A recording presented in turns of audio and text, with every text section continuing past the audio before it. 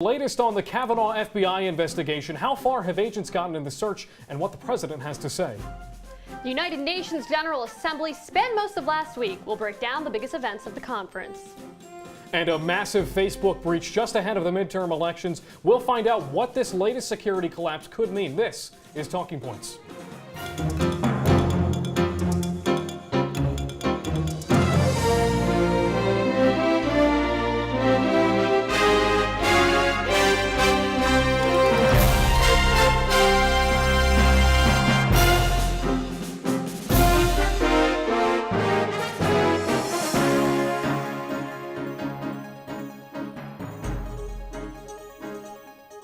The FBI has just finished interviewing Brett Kavanaugh's high school best friend, Mark Judge. Good evening. I'm Jack Watson. And I'm Gilad Malamed. The interview is part of the investigation of sexual assault claims against Supreme Court nominee Brett Kavanaugh.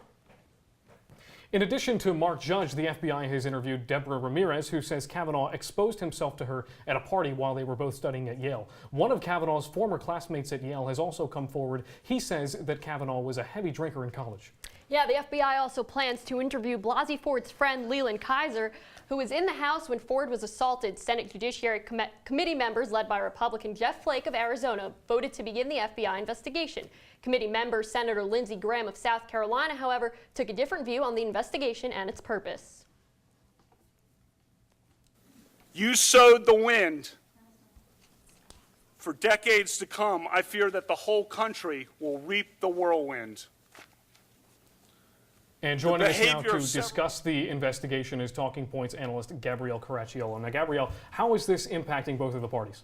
Right, so you have Republicans like Senator Lindsey Graham saying that the timing of these allegations coming forward, Dianne Feinstein's handling of the documents was all very kind of shady, they're alleging, and they're saying that it all has to do with an ulterior motive and what they would like to see happen in the elections in 2018 and eventually in 2020. And then on the other side of things, you have Democrats saying, no, there are no ulterior motives here. We just want to get to the bottom of what happened and see whether or not Brett Kavanaugh deserves to be on the Supreme Court. Now, earlier today, there was a very long press conference in the White House Rose Garden. So what has the White House been saying about the investigation so far? Right. Over the weekend, there was some question as to whether or not the White House was kind of telling the FBI what they were and weren't allowed to do during this investigation. And Trump put that to rest today. He said that the FBI can interview whoever they want, including Kavanaugh, and that they have full reign. He's hands off, but they do only have a week to conduct their interviews and this investigation. And Gabrielle, when it comes to swing votes in this upcoming Senate vote, they're going to be crucial. Do we have any idea of where they stand? Right. So we have three crucial swing votes at the moment. Senator Jeff Flake is a really interesting one because he was a big part of this investigation taking place on Friday. He's not running for re-election, so he has more leeway to just vote his conscience and not worry about what people are going to feel about his vote come November. It's unclear at this point where he stands. He kind of is waiting for the investigation to take place. And then you have Suzanne Collins and Lisa Murkowski, who are staying very tight-lipped as to where they're going to vote, again, waiting for the what the FBI says. And Gabrielle, what can you tell us about the people the FBI has already interviewed?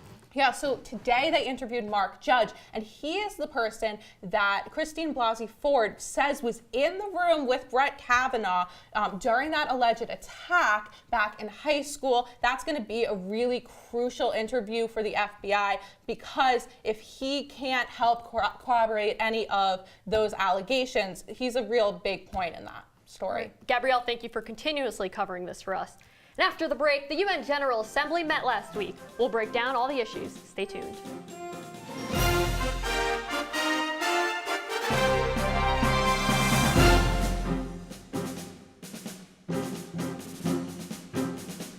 Well, Thomas, you've got prediabetes. But with more exercise and a change in diet, it can be reversed. I've tried exercising. It just makes me hungry for bacon. I love bacon, too. And who really likes to exercise? Not me. Me neither. Nobody. So we're good? What? Oh, you still have prediabetes. Big time. Here's your check.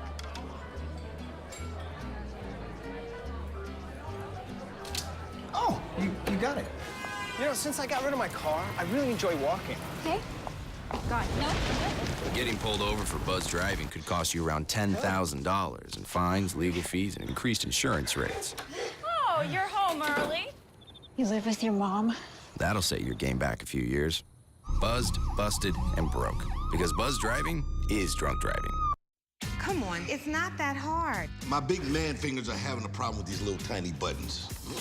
Whoa, watch it there. Your blood pressure's gonna go through the roof. Tell me about it. I'm trying to learn how to get it down. Instead, it keeps going up. High blood pressure can increase the risk for heart attack or stroke. Learn how to keep yours at a healthy range. Ever hear a voice command?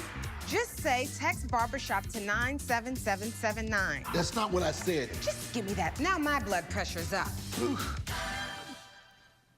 Last week, the United Nations held its General Assembly, a yearly gathering where diplomats from the UN's member states give speeches and discuss global issues. President Trump was in attendance for the assembly and made his presence felt. Talking Points analyst Michael Furnari is here to tell us more. Michael, thanks so much for joining us. Now, President Trump has been very critical of the United Nations in the past. Did he continue that criticism this week? He absolutely did. Now, the most notable phrase that he used in his speech was that the American people and him are rejecting globalism in favor of kind of a more spirited patriotism. Now, that's kind of the tone of that statement is something that we've seen throughout his presidency. Now, Donald Trump is different from his predecessors in many ways, but maybe the most substantive policy issue where he differs from the previous presidents is that he's really rejected multilateralism in the UN and the EU and some of these larger trade agreements in favor of kind of unilaterally dealing with countries, and we're seeing that with the breaking news coming in with Canada and Mexico. And that was kind of the tone of his remarks, and very much countering globalism with kind of a more American unilateral nationalism. Now, Michael, did foreign leaders respond to what President Trump said? How did they react? Yeah, absolutely they did. Now, Emmanuel Macron of France, particularly, it seemed as if maybe he had received an advance copy of President Trump's speech or something, because almost every remark he made during his speech was a counter to something else that Trump had said. Now, and most notably, he kind of frowned upon some of the trade agreements and some of the moves that President Trump has made on trade. And that was kind of the tone of it. And there was certainly some kind of tension between Trump and those foreign leaders, especially out of Europe. Yeah, and one of those foreign leaders he's had a lot of tension with ever since his presidency really began is China. So what is the latest developments there from this week on that front? Absolutely. Now, the State Department canceled a meeting with Chinese officials this week, and it seemed as if they're kind of putting further talks with China on trade kind of on the back burner, and especially in the wake of some of these NAFTA deals, it seems like they're much more hesitant to kind of come to the dealing table with China. And it looks like we're going to, that's been another theme of this presidency, is open hostility towards China, something other presidents have also declined to do. And it seems like that's really going to be more of the same. Well, we'll certainly be keeping an eye on it. Michael Furnari, thank you so much. President Trump wasn't the only leader who made an impression last week. Joining us now to break down UN appearances from South American and Asian representatives is Talking Points analyst Connor White. Now, Connor, thanks so much for joining us. Now, let's first get into what those 6 countries that made that sort of pact to investigate Venezuela. What are they accusing President Maduro of? Exactly. So this is an unprecedented move, as other members of the United Nations have yet to ever refer another member country to the International Criminal Court for investigation. These 5 countries from Latin America, as well as Canada, they're saying that President Maduro needs to be investigated for alleged crimes against humanity, including Venezuelan government orders to carry out arbitrary arrests, executions, murders, and other sex crimes like rape. Now, switching gears to Asia, I understand that human rights lawyers representing the convicted journalists in Myanmar were present. What do they have to say about the sentencing? That's right. So in December, we had 2 Reuters journalists that were arrested in Myanmar. They were accused of allegedly stealing state secrets during their time that they were reporting on the Rohingya persecution and murders at the hands of the Burmese, the Burmese government. So they've been in jail for 8 months. They were convicted this month to 7 years in prison. So we have the lawyer step in now on their behalf, asking for their prime minister, Aung San Suu Kyi, to step in, because she, in sort of in light terms, has really taken a major PR hit for not doing enough during the Rohingya crisis, given that she was up for a Nobel Prize. She was sort of seen as a champion of human rights, and now the lawyer Clooney is saying that she really needs to step in now. This is her chance to make things right by freeing these people. And Connor, in our final 30 seconds, let's stay in that Asian region. North Korea in the news a lot last week. What was the reaction there from them? Right, so what we saw from the North Korean representative really wasn't anything too new. They're saying that they are willing to commit to the talking points that they hit in Singapore in June. They're willing to denuclearize, but what they need to see from the U.S. is have some of those walls of mistrust be taken down. They're saying that they've made some concessions of goodwill, but the U.S. has not. They need to see those if they're going to move forward. All right, Connor, thank you so much. After the break, the U.S. recently brokered a new trade deal to replace NAFTA. That and more ahead on Talking Points.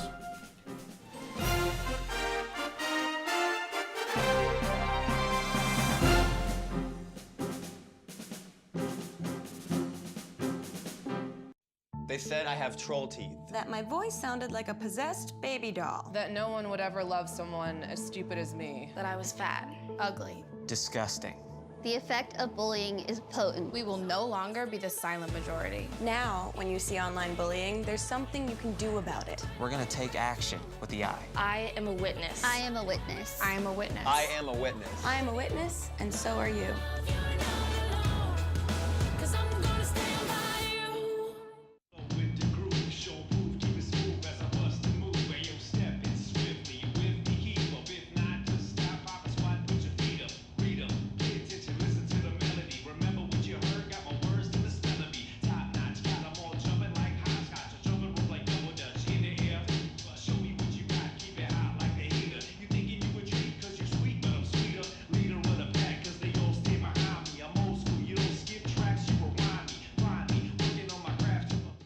Every time I hear the alarm bell go off in school, I think it's an air raid. A lot of houses in our neighborhood have been destroyed. I like to close my ears and sing songs whenever the bombs come close.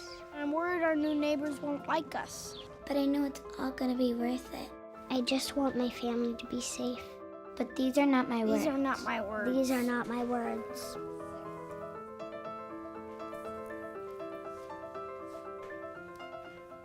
Welcome back to Talking Points. 50 million Facebook accounts were exploited last week due to Facebook security issues following the Facebook scandal during the 2016 election. Legislators fear for the upcoming midterm elections. Here to discuss the breach is Talking Points analyst Peyton May. Now, Peyton, thanks so much for being here. Break down a little what happened in this most recent breach. So basically, the hackers were able to infiltrate Facebook through a feature that's called the View As feature, which ironically was supposed to give users a lot more privacy over their accounts, and they'd be able to see what other people were seeing on their profiles. But that feature ended up leaving 50 million users completely hacked with all of their information just out there in the public. So these hackers were able to go into their profiles, see their pictures, even message other friends.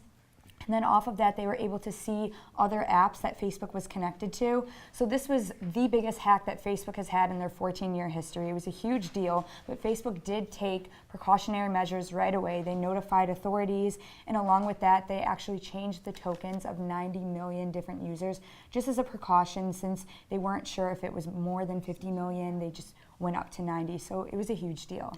Right, and like you were saying, Facebook has taken those precautionary measures, but despite that, you have many lawmakers calling on government regulation of not just Facebook, but more social media sites in general. Do you see, this becoming a reality in the future? Yeah, of course. So Virginia Senator Mark Warner actually is calling for a full Facebook investigation. He's a huge Facebook critic, and I guess a lot of the legislators are kind of thinking that this has been a problem in the past. It could be a problem in the future because these hackers have this capability. But one of the other things too is that the FTC is getting a lot of, going under a lot of scrutiny because they didn't do much about it. They had an investigation after Cambridge Analytica, but nothing happened after 6 months. So maybe there's going to be another investigation to try to prevent this from happening in the future. But obviously everything is up in the air with this because no one knows when there's going to be another hack. And Peyton, it should also be mentioned that users are being advised on several fronts to change their password because of this most recent breach, just to be safe. And in that vein, it's the wide consensus of U.S. intelligence that the Russian meddling that happened in the 2016 election, a lot of that had to do with Facebook. Is there a fear that the same thing sort of could happen in these upcoming midterm elections? Well, I think there's always going to be a huge fear because along with that, I mean, there's been Yahoo hacks, there's been Google hacks, there's been Twitter hacks. These hackers could get into any account that they want to, so it's not only Facebook, but there's so many other sites. And along with that, a lot lot of companies that do this kind of hacking, they think that using people's profiles and kind of getting political profiles will be able to shift the political sphere and kind of influence American politics. But it's not only America, it's also international. I mean, Brexit had an issue with this. So I really do think that there is a fear that something like this could happen again, especially because it influenced our election, our 2016 election, tremendously. Yeah, and briefly, because it hasn't just only been Facebook, can you state kind of the difference in what we've seen with Facebook hacks and maybe something like Twitter hacks and interference in the election? Well, I think both kind of come hand in hand because there's certain things that hackers can do to get into accounts. How you were saying with the Facebook passwords, this particular hack, they didn't even need their passwords. No matter if you changed your password or didn't change your password, they could get into your accounts just because of the Facebook algorithm and what was going on with the tokens on the Facebook account. So I think what's going on with this is people's profiles, they put everything out there. So if you put something out there, someone is going to be able to get into that and see that. So really what you can do is just not put your entire life over a social media account. Yeah. Certainly have to be careful when it comes to stuff like this. Peyton, thank you so much. President Trump and Canadian Prime Minister Justin Trudeau beat a deadline and agreed to terms on revisions to the North American Free Trade Agreement, better known as NAFTA. The deal is being branded as the United States-Mexico-Canada Agreement and expands on an agreement President Trump made with Mexico back in August. CitrusTV's Brandon Ross is in studio to discuss what the new agreement entails. Yeah, Galat, the new agreement has been branded as the United States-Mexico-Canada Agreement, or USMCA for short. The main point of this new agreement is to address concerns from the original agreement. This was agreed to and ratified in 1993, and the goal is to drastically reduce the tariffs with Mexico and break down other tariff-related trade barriers with Canada, and boy, did it pay off. Trade barriers with the two countries demolished and international trade volumes completely skyrocketed. However, President Trump had issues with the 24-year-old agreement, and he made them known during his 2016 presidential campaign. He said it led to jobs leaving the U.S. for Mexico, and that was disadvantaging American workers, hence why these countries entered new negotiations. First, Trump and Mexican President Enrique Peña Nieto reached a deal in August resolving issues with manufacturing. Now, 75% of automobile content made in the U.S. and Mexico will be considered for duty-free entry, and close to half of auto content must be made by workers making $16 an hour or more.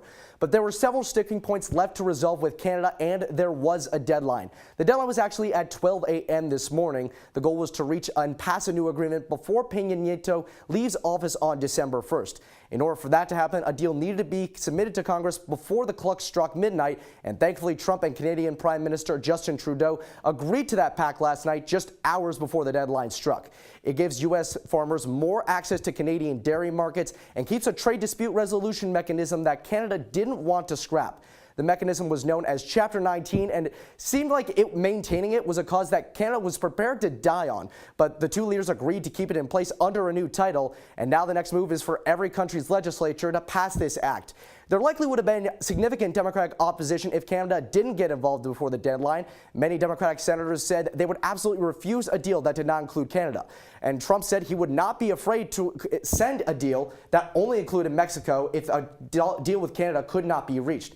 But even with this finished product, reports indicate that passage and ratification could still be a significant challenge. Galat, Jack, back to you.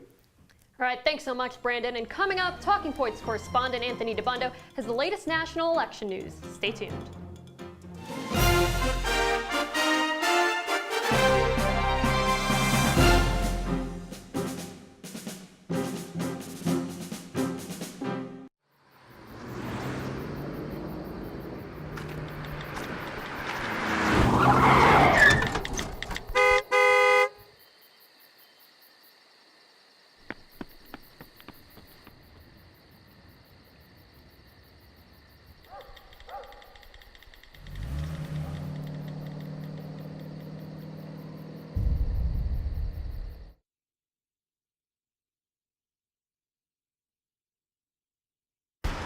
Look at you. You're at the top of your game. You're unstoppable. Nothing can throw you off track. Wait, is that your car? Uh-oh. Yeah, I saw that coming. That will throw you off track. You're looking at around 10 grand in fines, legal fees, and increased insurance rates. Let's try this again. Smart move. Because buzz driving is drunk driving. Visit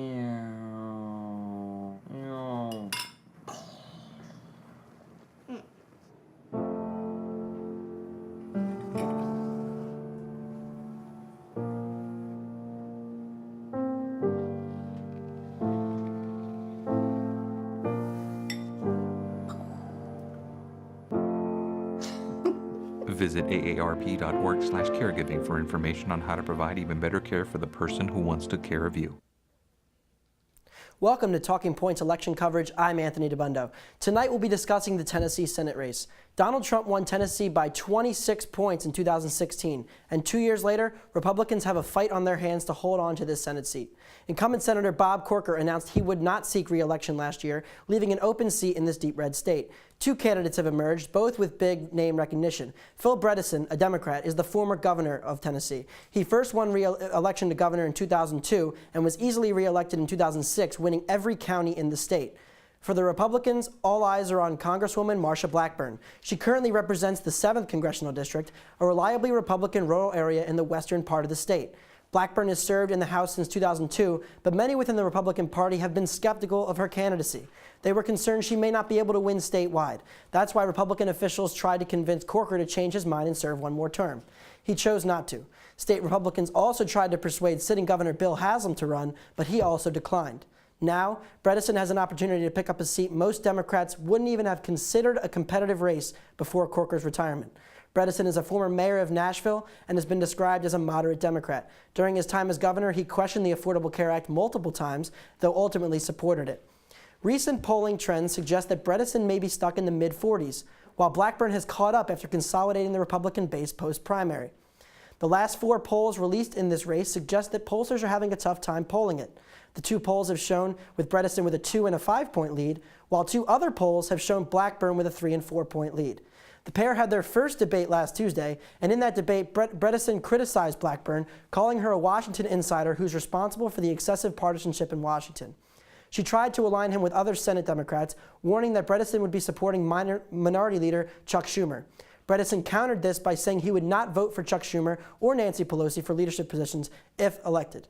Bredesen is trying to distance himself from the National Democratic Party, and so far it seems to be working. This race is one of the most important for the balance of power in the Senate come next January. So it seems like in that debate last Tuesday, they threw some Washington jabs at each other, some personal criticisms, but what are some of the key issues that are actually being debated? Well, 2 of the biggest things that were debated in the debate were both gun control and marijuana legislation. So Bredesen has come out in favor of legalizing marijuana as a way to combat the opioid crisis that has kind of hit Tennessee, especially in the more rural areas, while Blackburn has kind of been reserved about her answer. She hasn't really given a straight answer on whether or not she supports legalizing cannabis for recreational purposes. And the gun control issue, obviously, Tennessee, a very conservative state, a big Second Amendment state.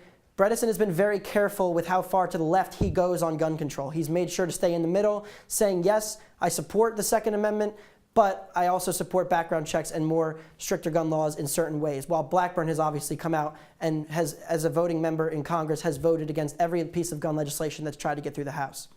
Anthony, you mentioned the conservatism of the Tennessee voter base, and I just am wondering right now, how important is this to the makeup of the Senate? Well, it's probably the most important state. If you look at the elections across the board, Democrats are defending 10 different seats in Trump-won states, and those are all very important. But this is a seat that Democrats didn't even think they had a chance of picking up. It's a seat that, it's a deep red state like Tennessee. There hasn't been a Democratic senator from Tennessee since 2008. You just don't get Senate seats to go to the Democrats in Tennessee. And I think that if the Democrats are going to take back the Senate, they have to win this race. And if they don't win this race, odds are they're going to come up short. Now, Tennessee is a deep red state. This is the deep red South we're talking about. So what is it about these 2 candidates that are making this race so competitive? Well, Bredesen was extremely popular. I said before that he won every county in re-election in 2006. And there are a lot of Republicans that have said they're willing to cross parties and vote for Bredesen for governor, or for Senate, excuse me. And it's a situation where even with the governor's race, the Republicans up by 20 points because there are 16% of Republicans that are willing to vote for Bredesen and then vote Republican for the other races. So he's got a lot of cross appeal. He's very moderate, and he's kind of gone on this independent mantra to the point where he said, yes, You sent me to the Tennessee governor's mansion and I did a great job. Send me to Washington where I can challenge congressional Democrats and do a good job of keeping them in check there too. So he's taken a very moderate stance, and in a state like Tennessee so far, it's working. All right, Talking Points election analyst Anthony DeBundo, thank you so much. Coming up, what Gilad and I are looking forward to in the coming weeks. Don't go away.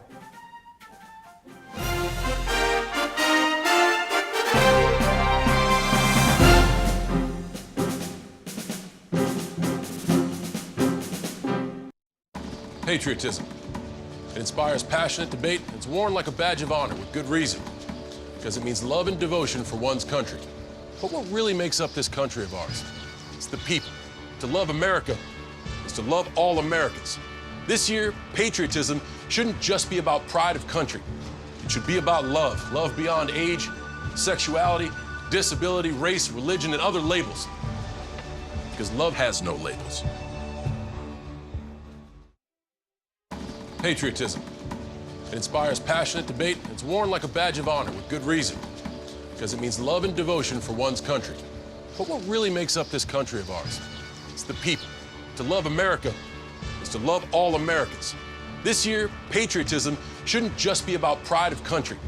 It should be about love. Love beyond age, sexuality, disability, race, religion, and other labels. Because love has no labels.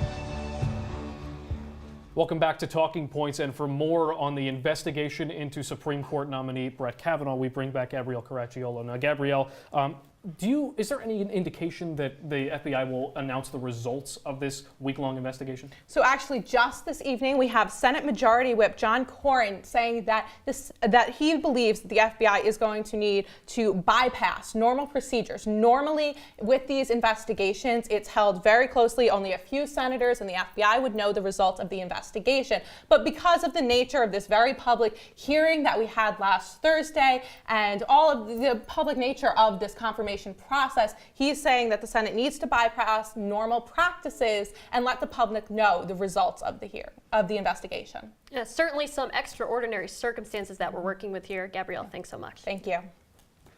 And today, the state of New York puts into effect the new Raise the Age law, which will take 16-year-olds convicted as adults out of the adult justice system. According to the governor's office, New York was one of just 2 states that prosecuted 16 and 17-year-olds as adults. The new law will reportedly raise the age to 17 on the first day of October next year. And we're looking ahead to the Cuomo administration's commitment to prison reform. And Jack, I mean, certainly this is a huge step. Something that's surprising, is New York is one of the most progressive states in the country, widely considered that way, but one of the last states to do the raise the age. Oh, well, it's certainly a shocker when you preface it with the fact that it's one of the more progressive states in the country. I think that this is a win for people who are advocating for prison reform, and the fact that then prison reform on a more general scale, not just with juveniles, but on a more general scale. Those that look to the European model, the Scandinavian model of prison reform, reform as in changing the overall attitude from punishment versus rehabilitation. Do we want to rehabilitate our prisoners, or do we want to punish them? Right, and going off that more general scale, I think that's something we see with mass incarceration, that real push to close down some of these ginormous correctional facilities we have in the state. And, a good example of that is Rikers Island in New York City. They're planning, to close down the whole facility and replace it with smaller community jails, getting away from this mass incarceration, having smaller jails where you can, have more of a chance of rehabilitating because there's less people. Right, the discussion on that larger prison issue. And that's all the time we have here on Talking Points. Be sure to follow us on Twitter and Facebook at CitrusTV News for the latest political news. For Jack Watson, Gabrielle Caracciolo, and all of us here at Talking Points, I'm Gilad Malamed. Have a great evening, Syracuse.